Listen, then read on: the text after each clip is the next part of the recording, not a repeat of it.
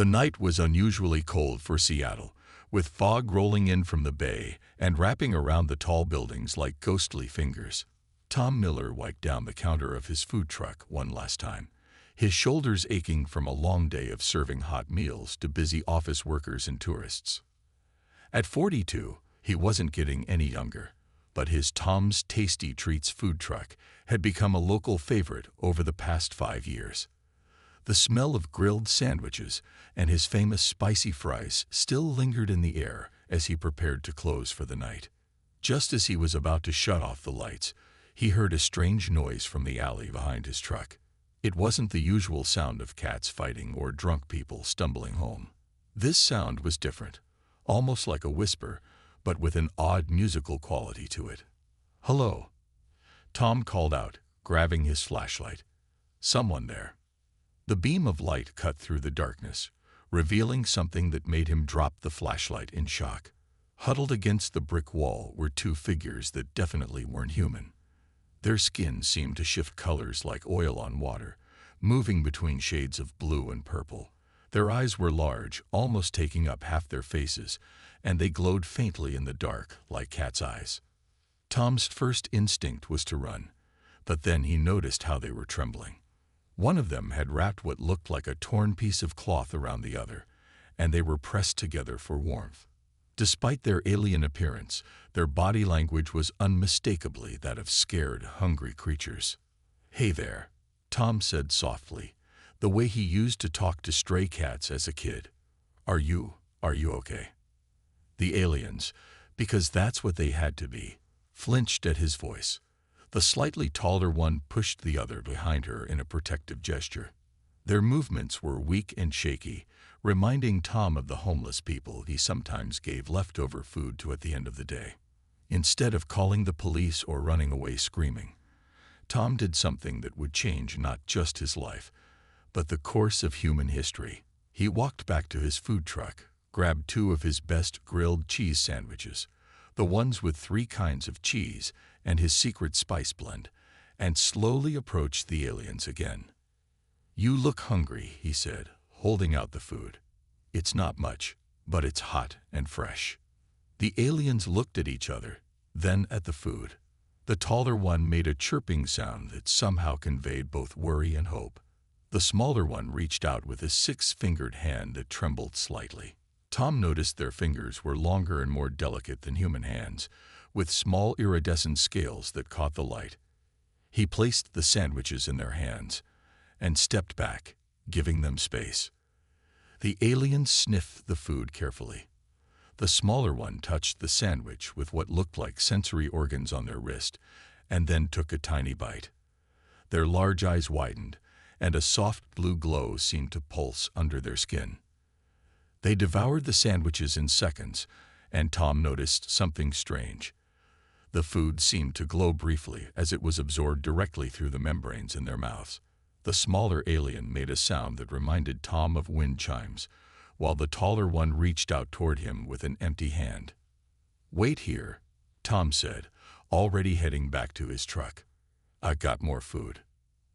As he gathered more sandwiches and some bottles of water, Tom's mind was racing. He knew he should probably call someone. The police, the FBI, maybe NASA. But looking at those scared, hungry faces, all he could think about was how his mother had always taught him that kindness was a universal language. He didn't know it then, but this simple act of feeding 2 hungry strangers would soon ripple across the galaxy, changing everything humanity thought they knew about their place in the universe. After feeding the aliens that first night, Tom made a decision that would have seemed crazy to most people. He invited them to stay in the small apartment above his garage. The taller alien, who managed to communicate that her name was Mira, hesitated at first. The smaller one, Luna, was already swaying with exhaustion.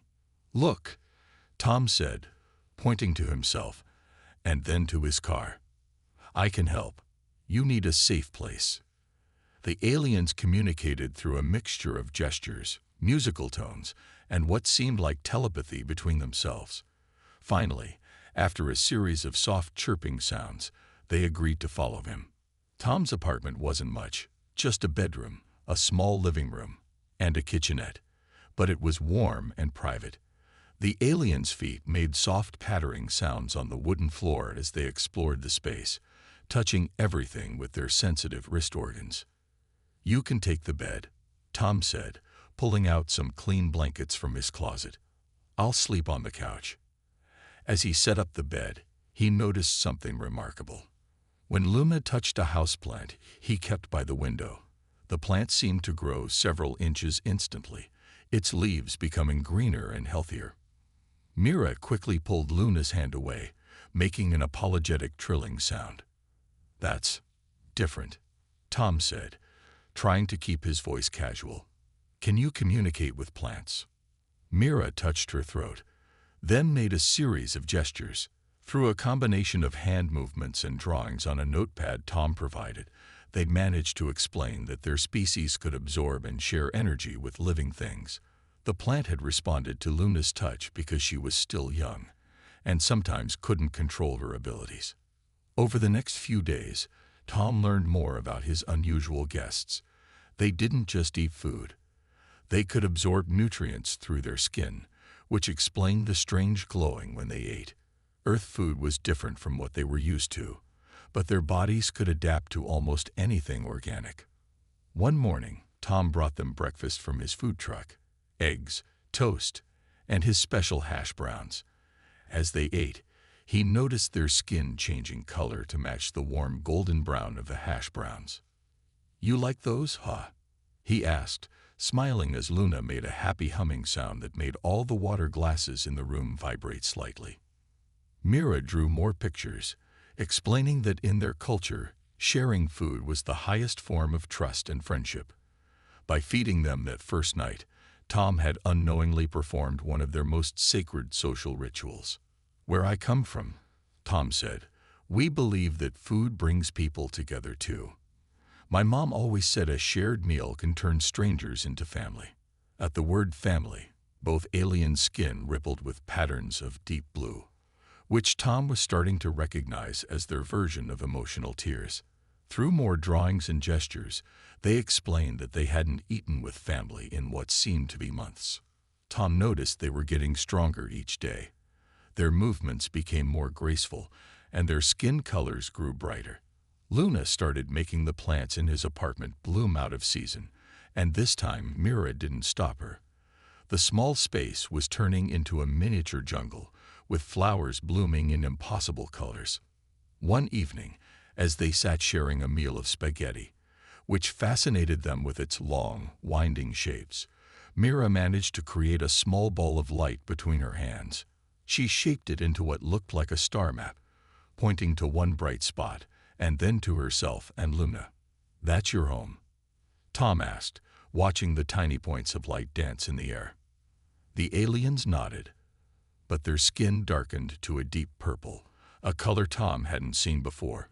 Whatever had brought them to Earth, it was clear they couldn't go home yet. And somehow, Tom was okay with that.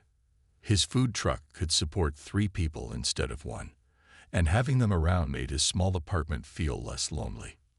What he didn't know was that his simple act of kindness was about to attract some very unwanted attention. As weeks passed, Tom's apartment became a fascinating blend of human and alien cultures. The walls now glowed with soft bioluminescent patterns that Mira and Luna had created, casting gentle waves of light that changed color with their moves. The plants continued to grow in impossible ways, with flowers that seemed to float in midair and leaves that sparkled like diamonds when sunlight hit them. Tom had learned to read their color changes like a language. Bright yellow meant happiness, deep blue showed sadness, purple indicated fear, and a shimmering rainbow effect meant they were excited. When they were truly content, their skin would pulse with a soft golden light that made the whole room feel warmer. One evening, while experimenting with new recipes in his food truck after hours, Tom discovered something extraordinary. He had been teaching them about Earth cuisine, and Luna was particularly fascinated by the process of cooking. As she watched him prepare a grilled cheese sandwich, her natural ability to manipulate energy created an unexpected result. "Look at this," Tom said, flipping the sandwich to reveal perfectly golden bread. But when Luna touched the edge of the grill with her sensitive wrist organs, the heat distributed itself evenly across the entire surface, creating the most perfectly cooked grilled cheese Tom had ever seen. Mira made an alarmed chirping sound, but Luna's skin flickered with excited rainbow patterns. Through their improved communication system of gestures and drawings, they explained that their species usually ate raw energy directly from their sun-like homestar. The idea of transforming food through heat was completely new to them. "This is amazing," Tom said, watching as Luna helped him cook more sandwiches, each one coming out perfect. "We could revolutionize cooking with this." But Mira's skin darkened to a warning purple, and she quickly drew a picture showing other humans capturing and studying them. Tom understood. They needed to keep their abilities secret. The aliens were equally fascinated by human customs. They watched in amazement as Tom said grace before meals, a habit he'd kept from his childhood. When he explained the concept of expressing gratitude for food, their skin rippled with patterns they'd never shown before, swirling galaxies of color that seemed to reflect deep spiritual understanding. Through their drawings, they shared stories of their own world.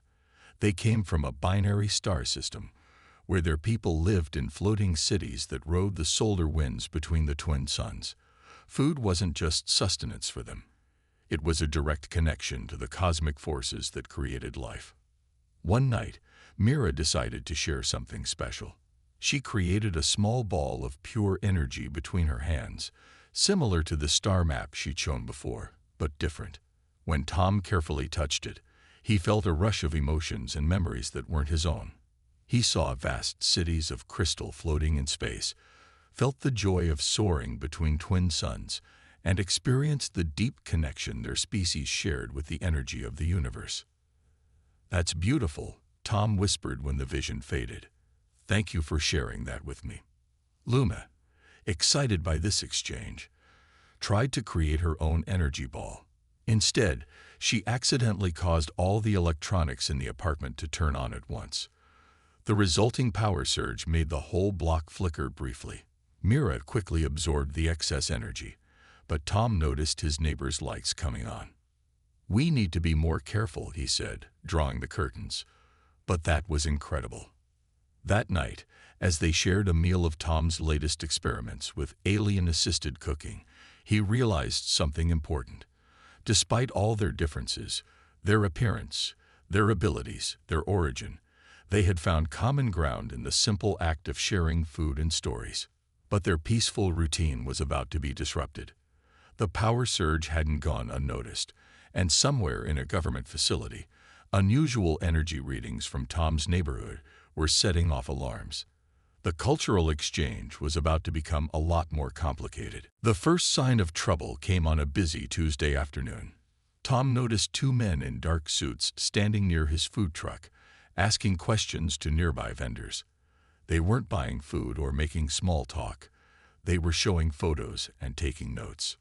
Inside his apartment, Mira and Luna's skin had turned a deep purple of fear. They could sense the energy signatures of scanning devices the agents carried, hidden in their briefcases. Through their drawings, they explained that these devices could detect their unique energy patterns if they got too close. "We need to be smart about this," Tom said, pacing his small living room. "They don't know you're here yet. We just need to keep it that way." But keeping secrets became harder each day. More agents appeared, setting up surveillance equipment in the buildings across the street. They were disguised as construction workers, but Tom noticed how their tools were always pointed at his building. One night, Luna got sick after trying to suppress her energy signature for too long. Her skin turned a sickly gray, and the plants in the apartment began to wilt. Mira explained through frantic gestures that Luna needed to release excess energy or she would get worse. "The basement," Tom whispered, remembering the old storage room beneath his garage.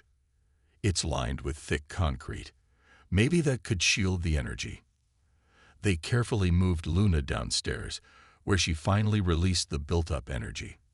The concrete walls contained most of it, but the brief power spike made all the cars on the street honk their alarms at once. When Tom went outside to check, he saw the agents rushing toward the sound. Acting quickly, Tom started his food truck and drove it right into the middle of their path, pretending to have engine trouble. "Sorry, folks," he called out cheerfully. "Old girl's been having electrical problems all week. Probably what set off the alarms." The agents seemed suspicious but couldn't argue with this seemingly innocent explanation. Still, Tom knew they were running out of time. That evening, as they huddled in the apartment, Mira pulled out a small device she kept hidden. It looked like a crystal shard wrapped in metallic vines. Through their now-practiced communication, she explained it was a damaged distress beacon. If they could repair it, they could contact their people for help. "What do you need to fix it?" Tom asked, watching the crystal flicker weakly. Luna touched the device with her wrist sensors and made a series of complicated chirping sounds. Mira drew a picture of Earth's moon, then pointed to various electronic devices in the apartment. "You need power," Tom realized, "and something about the moon." They explained that the beacon needed two things: a massive surge of pure energy and a clear line of sight to the moon when it was full.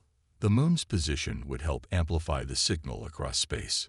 "The next full moon is in 3 days," Tom said, checking his phone. "But where can we get that much power without being noticed?" Just then, they heard footsteps on the stairs leading to Tom's apartment. Through the window, they saw more agents approaching with handheld scanners. Mira and Luna's skin turned almost black with fear. Tom quickly opened the trapdoor to his storage basement. "Down here, quick," he whispered.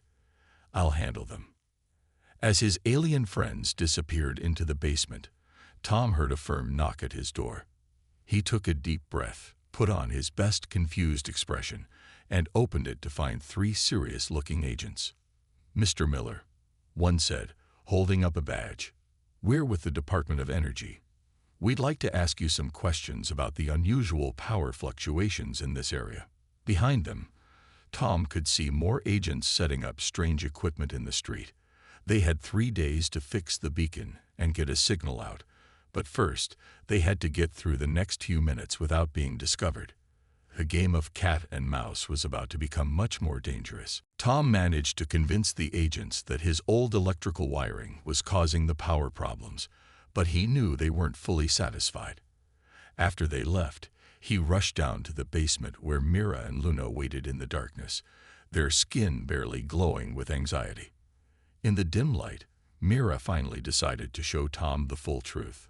She touched her wrist sensors to the damaged beacon, and suddenly the basement walls were covered in projected images, a complete story told in light and color. The images showed a magnificent crystal city floating between 2 suns. Mira and Luna weren't just random aliens. They were part of the ruling family, something like princesses in human terms. Their skin patterns weren't just any patterns. They were royal markings that they'd been hiding by suppressing their natural glow.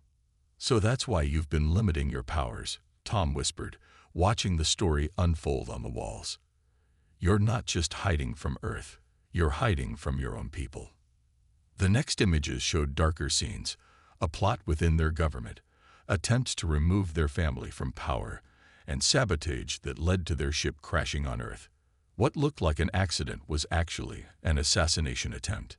Luna added her own memories to the projection, showing how they chose Earth specifically. Their scientists had been studying human broadcasts and signals for years. Among all the species they'd discovered, humans showed a unique capacity for kindness to strangers. They had hoped to find help here, but they hadn't expected someone like Tom. "But why didn't you tell me this before?" Tom asked, watching the images fade. Mira's skin rippled with apologetic blues and greens. Through their usual communication method, they explained that revealing their royal status to anyone could be dangerous. Their enemies had agents everywhere, even on distant planets like Earth. The government agents outside weren't just looking for alien activity. Somehow, their enemies had traced them to this area and had infiltrated Earth's security agencies. Some of those agents were actually assassins in disguise. Just then, they heard heavy footsteps above. Someone was in Tom's apartment.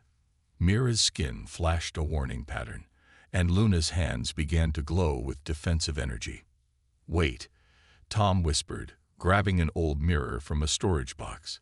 He positioned it to see up the basement stairs without being noticed. Through the reflection, he saw men in black suits, but these ones moved differently, more like hunters than investigators. Luna started to power up her defensive abilities, but Mira stopped her. Through quick gestures, they explained that using their powers would broadcast their location to everyone looking for them. They were trapped. "I have an idea," Tom said, remembering something from his food truck. "But you'll have to trust me completely." He explained his plan through whispers and gestures. It was risky, but they had no choice. The fake agents upstairs were getting closer to the basement door. Mira and Luna looked at each other, their skin showing patterns Tom had never seen before, a mix of fear, hope, and determination. They were tired of running, tired of hiding their true selves. Through their gestures, they told Tom something that made his heart skip. By sharing food and shelter with them, he had unknowingly become part of their royal household under their laws. "Then we'll face this as a family," Tom said firmly, surprised by how right it felt to say those words. As the footsteps approached the basement door, Tom, Mira, and Luna prepared to put their desperate plan into action.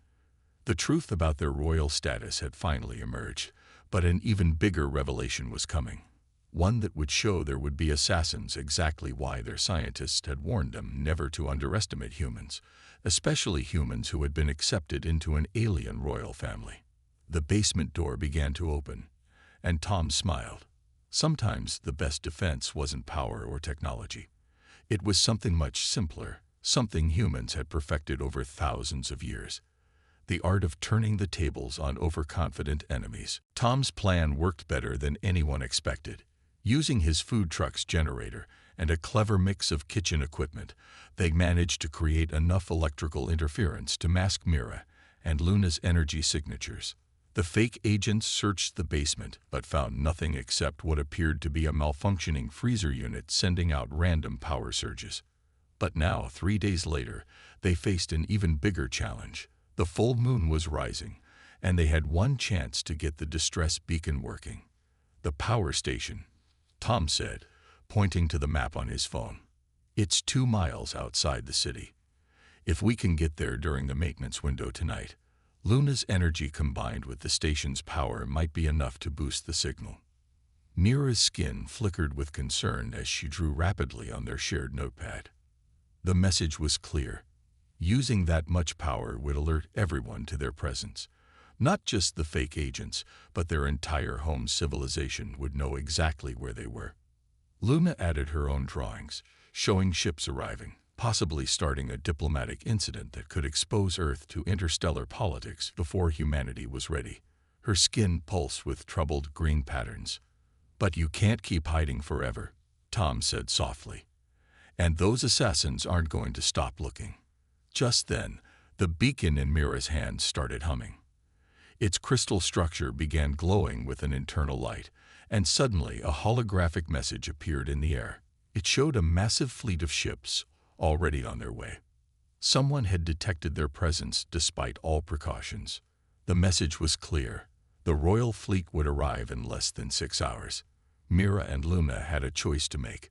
They could return home with the fleet, reclaim their positions, and deal with the political conspiracy that had tried to kill them. Or they could try to hide somewhere else, keeping Earth out of an interstellar incident. But there was a third problem. The assassins were still watching Tom's building. If Mira and Luna left with the fleet, the killers would likely eliminate Tom to tie up loose ends. If they stayed, they'd put him in even more danger. "I know what you're thinking," Tom said, watching their skin colors shift through worry patterns. "But don't make your choice based on me. I knew what I was getting into when I first offered you those sandwiches." Luna started crying in their alien way, her tears floating up like tiny drops of starlight. She had grown especially close to Tom, learning to cook with him and helping in the food truck when she could maintain her human disguise. Mira drew one last picture. 3 figures together, surrounded by stars, with a question mark. They could try to take Tom with them, but it would mean him leaving everything he knew behind. "No," Tom said firmly. "Your people need you. That conspiracy in your government needs to be exposed. And Earth needs to develop at its own pace. We're not ready for full contact yet." Both aliens' skin turned the deep blue of sorrow.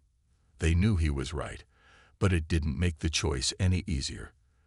Luna hugged Tom, her touch leaving a faint glow on his skin that would fade over several days, a mark of royal protection in their culture.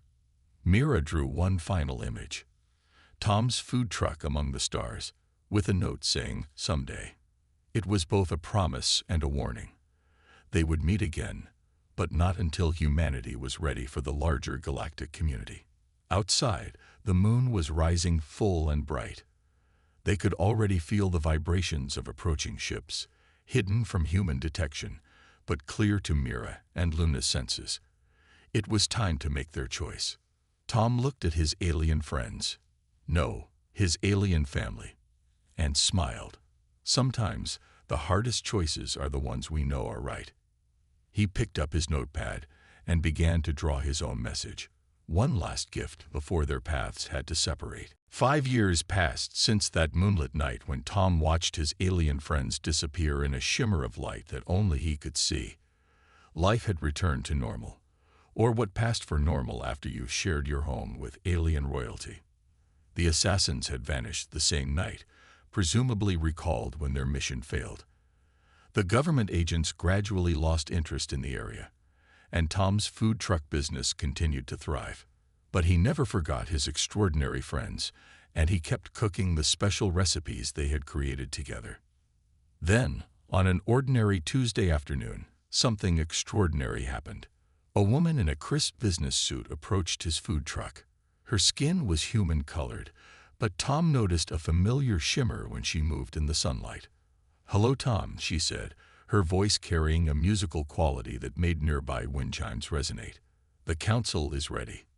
Tom smiled, recognizing Luna's energy signature despite her human disguise. She had grown stronger, more confident. Behind her, Mira appeared, equally well disguised but unmistakable to Tom's experienced eyes. They explained everything over a meal of his signature grilled cheese sandwiches.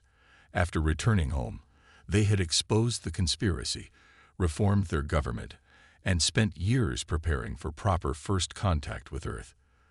They had chosen to return to Tom first, not just out of friendship, but because his simple act of kindness had changed their civilization's view of humanity. "Your food truck," Mira said, her human disguise flickering slightly with excitement, "will be the bridge between our worlds." The plan was brilliant in its simplicity. Tom's food truck would become the first Earth-based business registered with the Galactic Federation.